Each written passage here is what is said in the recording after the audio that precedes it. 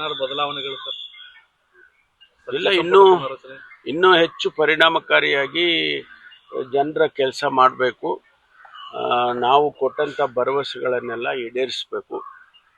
ರಾಜ್ಯದ ಆರ್ಥಿಕ ಸ್ಥಿತಿ ಇನ್ನೂ ಹೆಚ್ಚಿನ ಮಟ್ಟಕ್ಕೆ ತೆಗೆದುಕೊಂಡು ಏನೀಗ ಭಾರತ ಈಗ 4ನೇ ಸ್ಥಾನಕ್ಕೆ ಬಂದ್ಬಿಡ್ತು. 5ನೇ ಸ್ಥಾನದಲ್ಲಿದ್ದು ಜಪಾನ್ನ ಹಿಂದಕ್ಕಿಟ್ಟು 4ನೇ ಸ್ಥಾನಕ್ಕೆ ಬಂದಿದೆ. ಸುಮಾರು 380 ಲಕ್ಷ ಕೋಟಿನೋ ಏನೋ ಹೇಳಿದ್ದಾರೆ. ಅದೇ ರೀತಿ ನಾವು ಕೂಡ ಸ್ವಲ್ಪ ನಮ್ಮ ಬಾರ್ ರೈಸ್ ಆಗಬೇಕಲ್ಲ, ಅದಕ್ಕೆ ಕೆಲಸ ಮಾಡಬೇಕು. ಮತ್ತು ಮುಖ್ಯವಾಗಿ ಒಂದು ಆಡಳಿತ ಗವರ್ನೆನ್ಸ್ ಅಂತ ಹೇಳಿ ಏನಿದೆ ಅದನ್ನು ನಾವು ಜನಗಳಿಗೇನು ಹೇಳಿದ್ದು ಆ ಗವರ್ನೆನ್ಸನ್ನು ಮಾಡಿ ಕೊಡಬೇಕು. ಸಚಿವ ಸಂಪುಟ ಪುನರ್ರಚನೆ ನಿಯೋಜನೆಗೆ ಬಿದ್ದುಬಿಡ್ತಲ್ಲ, 2.5 ವರ್ಷ ಆಗ್ತದೆ ಅನ್ನೋಂಥ ಚರ್ಚೆಗಳಿತ್ತು.